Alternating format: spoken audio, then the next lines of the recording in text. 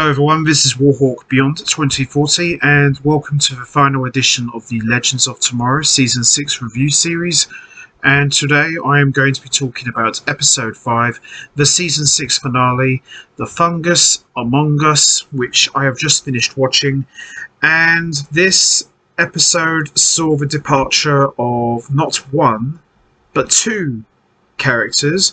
One in particular who has been in the show since the very beginning, and we'll get to that in just a moment. But after just having watching the season 6 finale, it was not terrible, but not great. There were some good scenes, there was some good stuff, but I would probably say this season finale of the show will go down for me as probably the weakest. But the way this episode ended really sets up a very interesting season 7, in my opinion, which we are going to be talking about in a moment. But by and large, I would say that this episode wasn't terrible. It was okay for what it was, but it wasn't my favourite. And the truth is, about Season 6, it's been a very up and down season. More down, if I'm truly honest. But the last episode, episode 14, I thought was by far the best episode of Season 6. Certainly the strongest out of the entire series, I think. And what we saw in the last episode was we saw John Constantine supposedly die as his whole body decomposed and went into the ground after the whole situation with Bishop and the fountain. So Bishop screwed him and Constantine ended up paying the price with his life.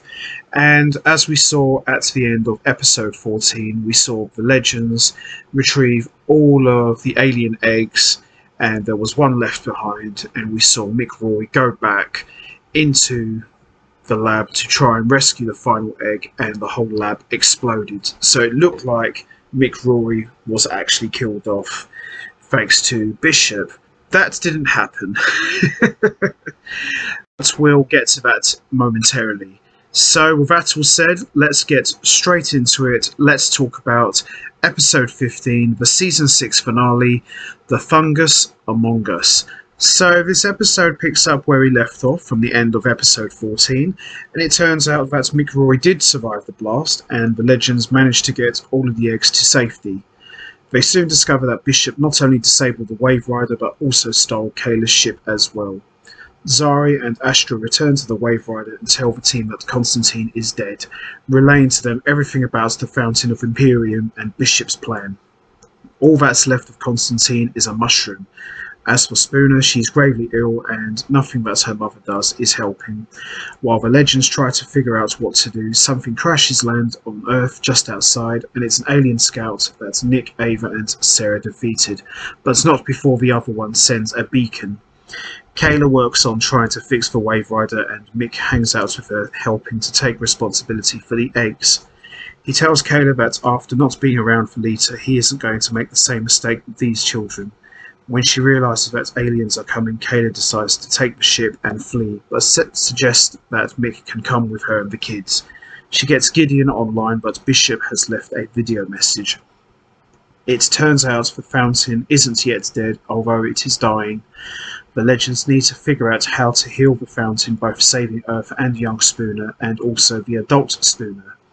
Sarah starts to think that Bishop's plan is to make Sarah watch everyone she loves die so that they're ultimately left alone on Earth. His message confirms it, and Birad realises that Constantine isn't actually dead, he's now a mushroom, but Zari doesn't want to hear any of it, thinking that Birad is actually stoned. Nate comes up with the idea of getting a younger Bishop to help them reverse engineer an antidote for the poison, and it's something that breaks all of Sarah's rules, which makes it almost a perfect plan. Bishop will never see it coming. Ava and Nate go to pay Bishop in the future, his younger self, the visit as he's struggling to get his Ava clone program working. They bring him back to the Wave Rider to get to work, and Birad bursts in to confirm that John Constantine is alive in the mushroom and he wants to talk to them, but I have to eat the mushroom in order for that to happen. Sarah thinks it's really a bad idea to eat the mushroom and sends everyone away. However, Sarah starts to hear Constantine's voice telling her to eat the mushroom, so she does, and is soon transported to where he is, as he describes the present.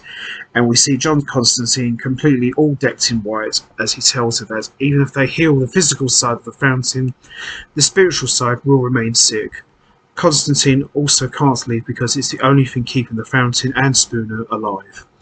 He tells Sarah that loving and being loved is the point. He also tells her the secret is to all life. Kayla gets the Wave Rider operating and tries to leave, but Mick stops her.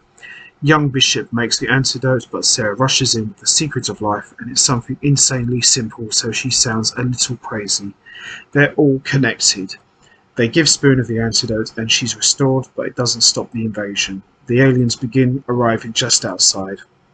Spooner confirms that the Fountain doesn't want to help humanity anymore after what's happened with Constantine, while the Legends try to figure out how they are going to stop the aliens. Sarah decides that she and Ava need to get married right then and there, just in case the world ends. As everyone prepares for the wedding, Spooner tells her mother to leave because she can't bear for her mother to be killed by aliens if it comes to that. Ava asks Gary to walk her down the aisle, and Nate officiates the proceedings. However, just as the ceremony is ending, Bishop shows up in Kayla's ship. The aliens start to emerge from their pods and everyone prepares to fight, including Kayla, who decides to stick around as well. However, there are so many aliens that everyone full retreats into Spooner's mum's house and try to reinforce the doors and windows. Birad is injured and the venom is spreading quickly. Sarah wants to cut off his arm, but Spooner gets frustrated and her magic manifests, healing him.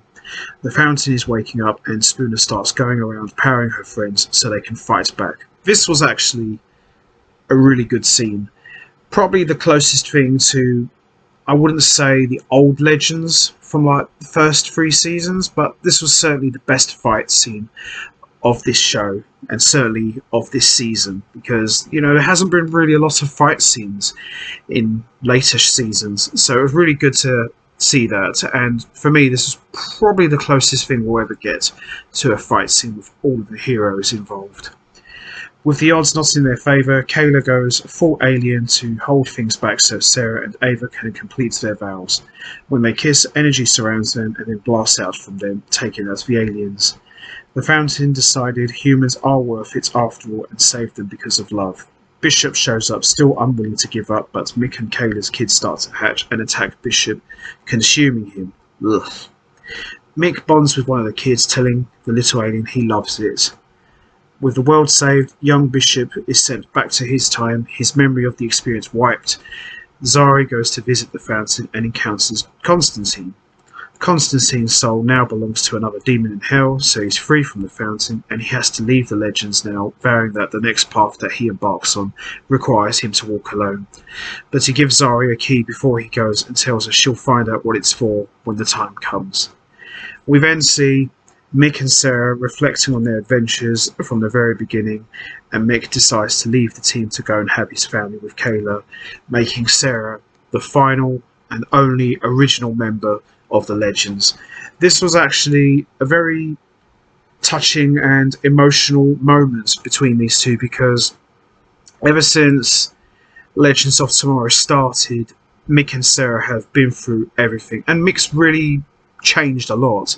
He went from being a common jewel thief working with Leonard Snart, then he became sort of an anti-hero, but then he would go back to being a bad guy, and then ultimately he became a heroic character in his own right, but still had some of the old Mick Rory bad attitude that we all know. So to actually see him leave now was quite sad, and as I mentioned, Sarah is now the only original Legend left from the very first episode.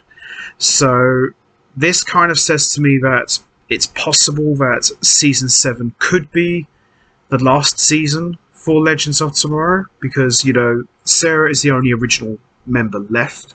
Everybody's gone. Ray Palmer's gone. Snart is sadly been killed off, which I'm still quite hurt about. Jefferson's gone. You know, everyone's gone now. There's hardly anybody left now. So it's going to be a very interesting season 7. So as we come towards the end, we see the remaining legends head back to the Wave Rider, optimistic about things going their way, when all of a sudden another Wave Rider appears out of the sky, out of nowhere, and destroys the current Wave Rider. And we hear Astra say, "What the hell?" And then that's how we end the season 6 finale and my review.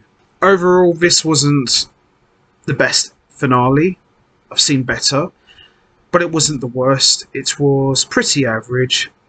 There was some good moments, and, you know, Mick leaving the show, you know, is a real shame because, you know, he and Sarah were the only 2 originals left. So now Sarah is the only one left now. So that kind of says to me that the show is starting to wind down now.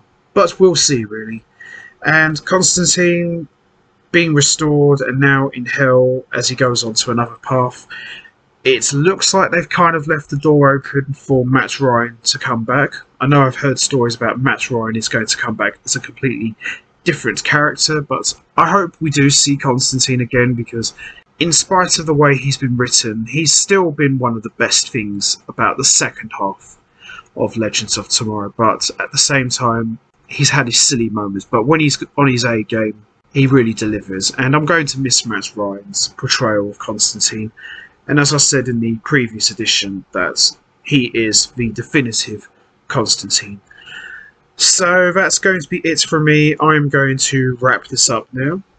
What's your thoughts on Mick Rory leaving the Legends? Are you sad? And do you think the possibility of him coming back is strong? Do you think they've left the door open for him to return? And also, what's your thoughts on Constantine being restored and basically held up in hell and going on his own on a different path? Do you think we might see him again? And also, what do you think the situation was with the other Wave Rider appearing and blowing up the current Wave Rider?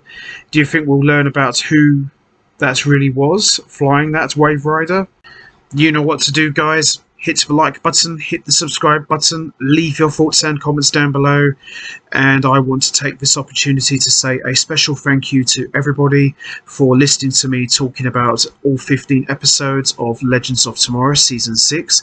I hope you've enjoyed it, and I will see all of you next time for Season 7, which looks like it's going to be set up for a very interesting one, especially with the way the Season 6 finale ended. So no doubt we are going to see a lot of those questions answered in the Season 7 premiere. So we'll just have to wait and see what happens. But Season 7 is shaping up to be a very different one from the previous 6. So until next time, take care everybody and stay safe. And once again, thanks for listening.